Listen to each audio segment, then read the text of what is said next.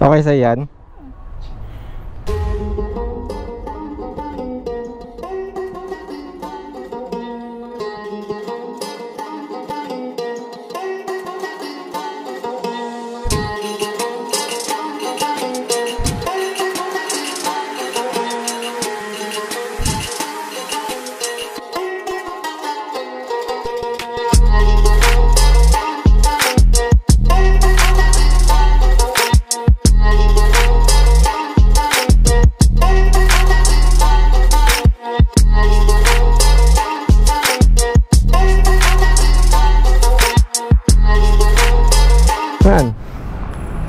So tapos na yung photoshoot ni TVS XL100 and video shoot. So maraming salamat Wiltech Philippines para sa pagpapahiram ng demo unit na to, no. So dati mga brothers is napahiram din tayo ng TVS XL100 na standard version. Galing pa kay Sir Telly or Turban Rider. Yan.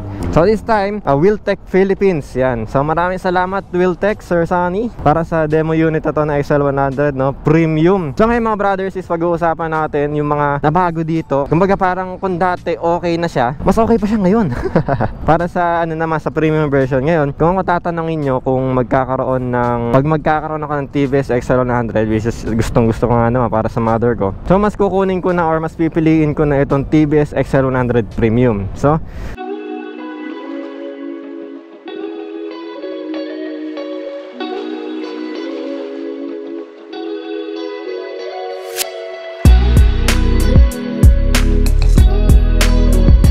walk around muna tayo, no? Yan. So wala naman siya masyadong pinagbago. Siya pa rin naman yan.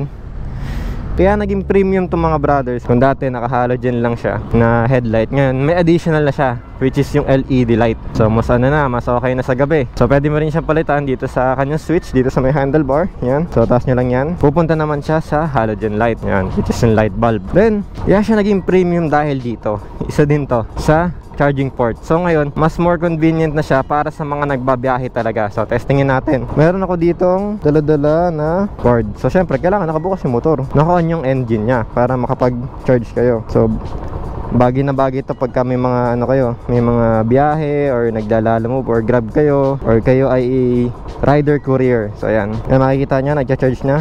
Yan, charging. So okay sa all right yan. So kung may phone holder kayo, goods na yan. Meron na lang kailangan. Or charging cable. Then isa pa sa mga nadagdag sa kanya is yung dati na TVS XL100 is wala siyang push start, as in kick start lang siya, which is a basic motorcycle talaga siya. Ngayon is meron na siyang push start. Yung standard version is naka kick start lang na ganyan. Ngayon is meron na siya na push start. Yan, nakikita nyo may pulang button nandito. So same principle kapag ka mga automatic motorcycle is hawakan mo muna yung brake, then push. Yan. Ayan pa yung sa pangatlong nadagdag sa kanya. Yung isa pa sa maganda dito sa TVS XL100 Premium is yung sync brake system. Ayan, makapapansin nyo dito sa rear brake nya, may assist yung front brake din. So yung isa is mabaybay papunta dun sa likuran na brake, which is ito ay naka drum brake po. Naka drum brake siya.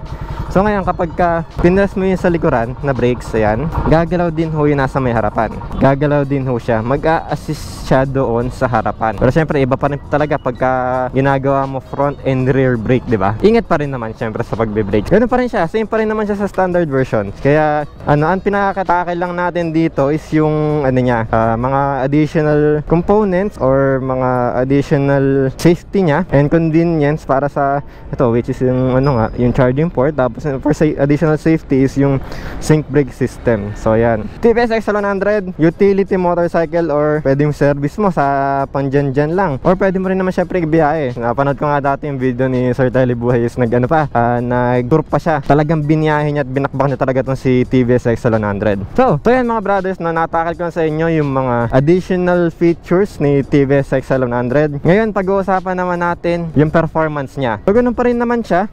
Maximum niya is around 60 to 65 kilometers per hour yung top speed niya. Kasi hindi naman talaga designed to for racing. Pero tinanong ko sa mekaniko ko nun kung pwede siyang pakargahan. Shoutout, Motoyapay Trading. So, let's take it for a spin. Yan. Actually, ilang oras na ako nandito eh. Nag-shoot lang ako eh. Thank you po. Maraming salamat po sa inyong hindi pagsita sa akin. So, yan. O, diba? Napaka-convenient. Kung dati, kickstart talagang gaganong-ganon ka. Yeah, ayaw bungkas. Papanig ka na, ano na, dyan yung sasakyan sa likuran mo. Yun, sa andar. Pero ngayon, kapag nasta ka sa traffic, tapos wala na mo ito yung makina. Wait lang po. O, push start, then go. O, di ba? Okay, so may naiwan ba ako? Sabay ko na. Okay, so all right siya, no? Dahil sa bagong feature niya, which is the push start. So welcome to Marikina City. Alam niyo naman na pagka ako nagre-review, dito ako dumadaan lagi. At nandito na yung aking pwesto. So based naman dito ngayon sa performance si TVS XL100, dati ang pinaka-issue ko sa kanya is yung vibration ng makina. Once na nag-kick in na siya ng let's say top speed niya mga 60 kilometers na, nasa 60 na ako. Actually by 55 nga lang nararamdaman ko na kagad yung vibration niya, which is kapag kakatagalan ng vibration ng makina is umaangat siya hanggang sa kamay ko na nakakaramdam na ako ng pamumanhid. Kaya ang pinaka south side nitong TVS XL100 is around 30 to 40 kilometers per hour, diba? Dito tayo sa kabila kasi u-turn tayo. Yan. Regarding naman sa vibration ng makina, no, makikita nyo dyan sa may speedometer nya, meron siyang limit or meron siyang naka-red na kapag pumatong na siya ng 50 kilometers per hour. Ayan, no. Ngayon 50 pa lang, nararamdaman ko na may vibration na sa makina or malakas na yung vibration niya. Pero tolerable pa naman. Punta tayo doon sa may Little Baguio. Isa sa pinakamatarik na daanan yun. Kung dati umakita ko ng shotgun, try naman natin sa may Little Baguio. Yan, try natin manibak.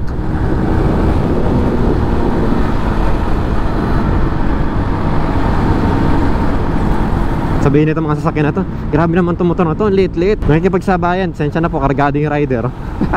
Galing ho ng 150, nakakahawak ho ng big bike din. So sa mga ahon na mga brothers, wala naman akong problema dito sa motor na to. Kasi kapag ka umahon na talaga, maataw na lang siya ng around 30 to 35, 30 to 40 to be safe. Yan. So busina niya, ganun pa rin. Yung kit na pipi pa rin. Diba? Ang kit niya. Medyo ano lang talaga ho, mga brothers. Talagang sanay lang sa singitan dun sa Sniper 150. Kaya iba yung pagkakaadala ko dito. Para sa gitna. Yung sa mga side mirrors, wala naman din kayong problema kasi kapag nag-lane split kayo na ganito, mataas-taas yung side mirrors niya saka yung mismong handlebar niya. Personal looks, wala naman nagbago, as is pa rin naman siya. Talagang dagdagan lang siya ng features. Yan, mapapansin nyo, talagang walang problema sa singitan si TVS XL100.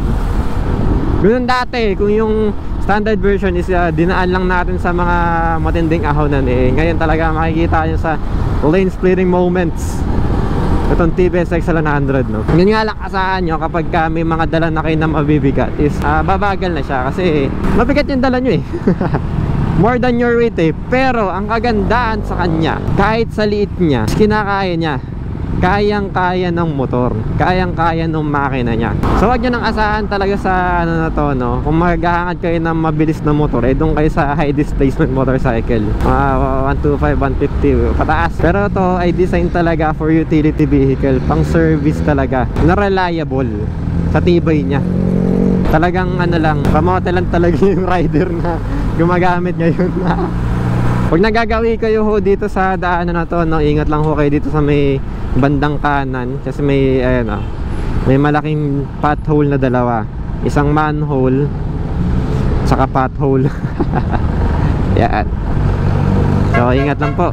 Regarding naman sa comfortability na tong TVS XL100, no, nakakangali siya pagka long run talaga, pero pagka mga dito lang, wala, hindi mo mararamdaman. Basic na basic. Regarding sa kanyang sync brake system, no mga brothers, ito mismo. Kapag ka nag-brake kayo dito, na tulad nung in-explain ko kanina, mas mararamdaman mo na bumabagal din pati yung harapan. Kumakagat din pati yung harapan, which is a good feature para sa mga motor na ganito din. Kasi yan ang masasabi, baka mapako kayo bigla sa pagbe-brakes which is delikado naman yun. Huwag nyo naman sanang gawin. Yung mga sudden brakes, yan, ganon. Kumayari kapag sa harapan mo na preno bigla, napalakas ka, mapapako, tutumba ka. Yun naman, kapag sa likuran naman is mag-i-skid na may likuran mo. Kapag ka pinako mo rin ng preno yung likuran.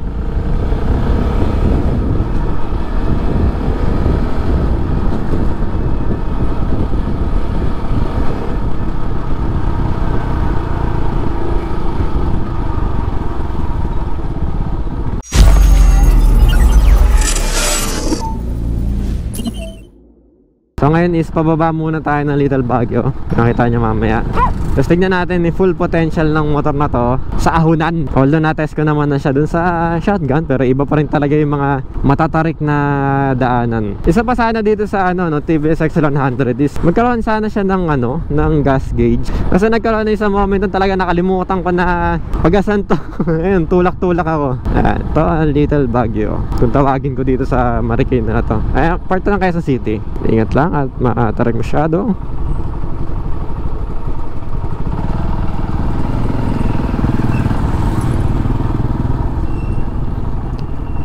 Dalawang lang naman siya, pero tingnan nyo naman kung gaano katarik.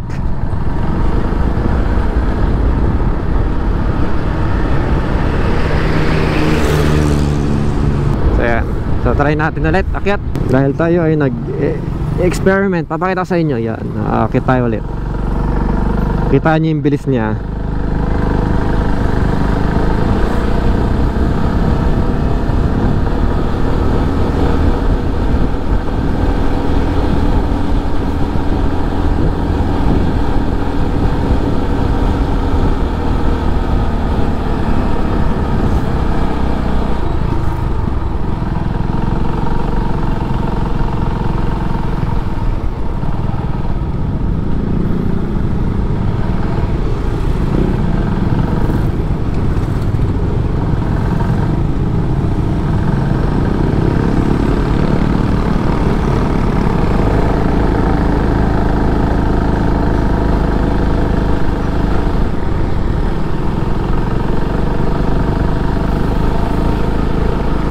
Wala siyang problema. All goods. Kaya nabibilib din talaga ako dito sana. Pero ibang usapan na kapag kami angkas ka. Sabihin nila, anong ginagawa nito ni Kuya? Mabalik-balik ka dito. So personal impression ko dito and personal best pick ko talaga to si TVS X100 dahil sa, ayun nga, una-una convenience niya, tipid sa gas at magaan pa para sa mga beginner rider. Actually, kapag ka nakatry nga kayong mga pro na mga talaga sa motor matutuwa din kayo dito although mabagal siya pero nakakatawa lang yung comfort niya. Saka classic look bike. Ang bilig yung headlight. Pwede mong i-convert na pwede siya i-convert na parang retro bike. Kung gusto mong gawing cafe racer to, sige, gawin mo. Nakababa ka. Yung nakaganon. O tiyan, sakit sa likod nun. So para sa presyo na to mga brothers, talaga namang sulit na sulit at can afford. So para mga brothers na sa full specs and presyo na to, ito ang TVS X100 Premium. At check nyo ang Wheeltech. Ayan, sa Facebook makikita nyo rin kung magkano ito. At ito ang kanyang full specs. Lagyan na rin natin presyo dito syempre.